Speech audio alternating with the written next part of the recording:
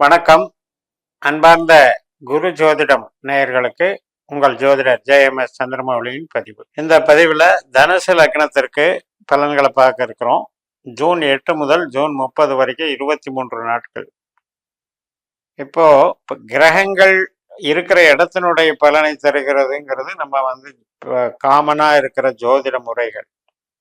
அதுல இருந்து அட்வான்ஸ்டா பாஸ்கர அஸ்ட்ராலஜி சிஸ்டத்துல நட்சத்திரங்கள், பாவ எல்லைகள், நட்சத்திர தொடர்புகள் மூலம் பாவத்தினுடைய செயல்பாடுகள், இதையெல்லாம் வச்சுதான் நம்ம நிகழ்வுகளை நம்மளுடைய கேள்விகளுக்கு தகுந்த பதிலை பெற முடியும். அந்த வகையில தான் இந்த பதிவுகளை நம்ம போட்டுட்டு இருக்கோம்.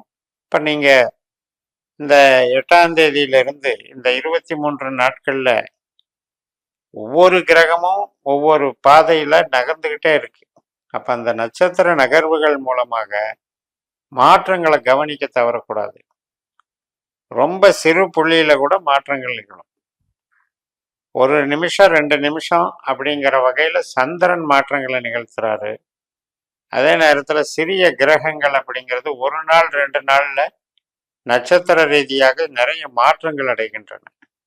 அதையெல்லாம் கருத்துல வச்சுதான் நம்ம பொது பலன்ல இந்த ஓரளவுக்கு மெர்ஜ் பண்ணி கொண்டு வர்றோம். பட் அதே நேரத்துல ஜனன ஜாதகத்துல இருக்கிற அக்யூரேட்டா கணிச்சு நம்ம இந்த முறையில கணிச்சு எடுக்கப்பட்ட 12 பாவ அதிகாரிகளை பயன்படுத்தி இந்த கோச்சாரத்தை பார்க்கறது இன்னும் அக்யூரேட்டா போகும்.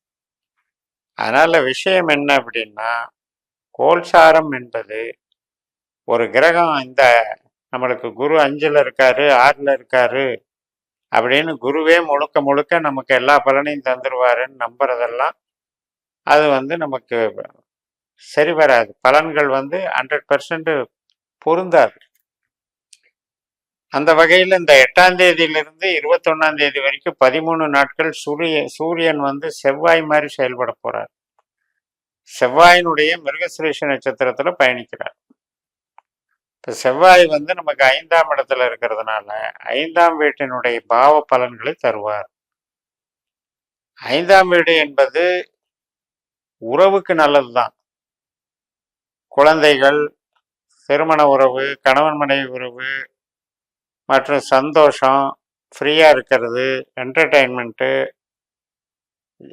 பொழுதுபோக்குகள், கலைகள், இந்த மாதிரி மகிழ்ச்சிக்குரிய ஒரு அமைப்புல அது நல்லா இருக்கும். ஆனா வேலை சார்ந்த விஷயத்துக்கு, தொழில் பாவத்துக்கு அது கெடுதலான பாவம். அப்ப இந்த 13 நாட்கள்ல சொந்த தொழில், உற்பத்தி சார்ந்த தொழில் பண்றவங்க கொஞ்சம் கேர் எடுத்துக்கணும். அதாவது கொஞ்சம் டல்லா இருக்குன்னு அர்த்தம். 13 நாள்ல உடனே எல்லாமே தொழிலே லாக் ஆயிடாது. அந்த காலகட்டத்துல நம்ம பெருசா நம்பி இப்ப அதிகமா ஸ்டாக் வைக்கிற வேலையெல்லாம் பண்ணாம இருந்தாலே போதும். அதே போல அரசு துறையில இருக்கவங்களுக்கு திடீர்னு பார்த்தீங்கன்னா ஏதாவது ஒரு காரணத்தை சொல்லி வேலையிலிருந்து ரிலீவ் ஆகிறது, இது மாதிரியான விஷயங்கள். அதாவது வேலை செய்ய விடாம தடுக்கிற பாவம் 5ஆம் பாவம். அதனால நம்ம இதுல கொஞ்சம் கேர்ஃபுல்லா இருந்துக்கணும்.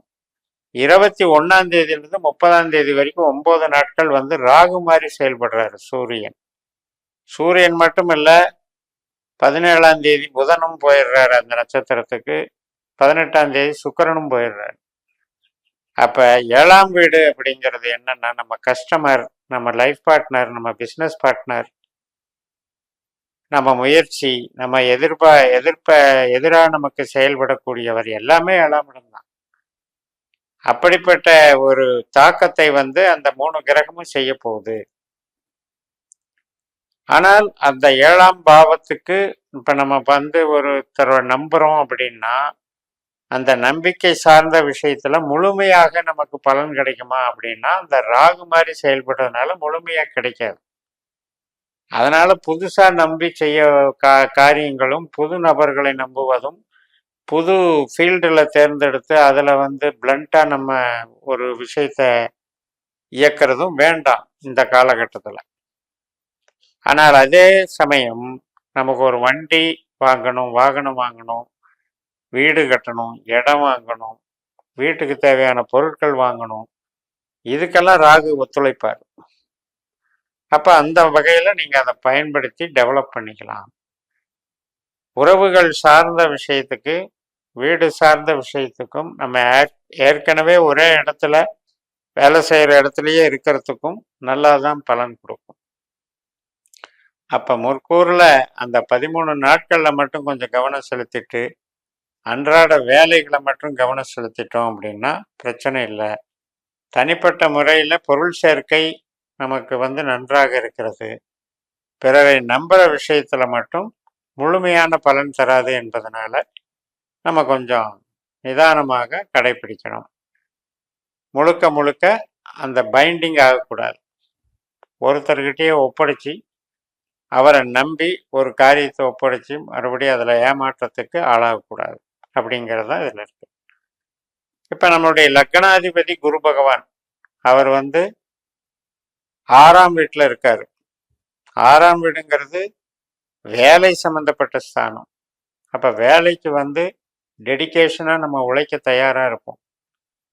அவர் 12ஆம் தேதி அன்னைக்கு சந்திரனுடைய ரோகிணி நட்சத்திரத்துக்கு மாறுறாரு. சூரியனுடைய நட்சத்திரத்திலிருந்து கார்த்திகையிலிருந்து ரோகிணிக்கு மாறுறாரு. அப்ப அந்த சந்திரன் நமக்கு யாரு? அட்டமாதிபதி, எட்டுக்குடையவன். ஆனால வேலைக்கு ப்ராப்ளம் இருக்காது. ஆனால் கடன் அதிகமாக வாங்கிறது, ஏற்கனவே வாங்கின கடனுக்காக நம்ம கட்டுறதுக்காக மறுபடியும் கடனை வாங்கி பெருசு பண்ணிக்கிறது, இதெல்லாம் கொஞ்சம் ரிஸ்க் எடுக்கக்கூடாது, அவாய்ட் பண்ணிக்கணும். ஏன்னா அதன் மூலமாக நமக்கு ப்ராப்ளம் இன்க்ரீஸ் ஆகும். அப்பேற்பட்ட 6ஆம் வீட்டில் இருக்கக்கூடிய குரு பகவானுடைய நட்சத்திரத்துல தான் சனி பகவான் 3ஆம் வீட்டில் போயிட்டு இருக்காரு. அதனால யாரையாவது சகாயங்க கிடைக்கும் அப்படின்னு சொல்லி யாரையாவது டிபெண்ட் பண்ணி நம்ம செய்யக்கூடிய ஒரு முயற்சிகளும் நமக்கு தடைப்பட்டு போகும். கம்யூனிகேஷன்ல ஒரு பிரேக் ஆகும். ஒரு ஆவணங்கள் ரெடி பண்றது, அதாவது ஒரு ஒப்பந்தம் போடுறது அல்லது அக்ரிமெண்ட் போடுறது, இந்த மாதிரி ஆவணங்கள் ரெடி பண்ணுறதுலையும் கொஞ்சம் பிரச்சனை வரும். ஸோ இதெல்லாம் புது முயற்சிகள் சார்ந்து நம்ம அவாய்ட் பண்ணிக்கணும். அதே போல் சூரியன் இந்த மாத கடைசியை கடக்கும்போது ராகு நட்சத்திரத்திலிருந்து ரிலீஸ் ஆன பிறகு நமக்கு அந்த குருவனுடைய நட்சத்திரத்தில் போகும்போது வேலை சார்ந்த விஷயங்கள் எல்லாம் சாதகமாக அமையும் என்று கூறி நிறைவு செய்கிறேன். இந்த சேனலை சப்ஸ்கிரைப் பண்ணி ஷேர் பண்ணுங்கள். உங்கள் தனிப்பட்ட ஜாதக பலாபலன்களை என்னுடைய வாட்ஸ்அப் நம்பரில் தொடர்பு கொண்டு 12 பாவ உபநட்சத்திரங்களை கண்டறியக்கூடிய பாஸ்கர அஸ்ட்ராலஜி சிஸ்டத்தில் ஒரு தடவை கணிச்சு வச்சுக்கிட்டு கோச்சாரத்தையும் திசாபுத்தி பலன்களையும் நீங்கள் பார்த்து உங்களுடைய கேள்விகளுக்கான பதில்கள் அக்யூரேட்டாக கிடைக்கிற அளவில் பயன்படுத்துங்க என்று சொல்லி விடைபெறுகிறேன். உங்கள் ஜேஎம்எஸ். நன்றி, வணக்கம்.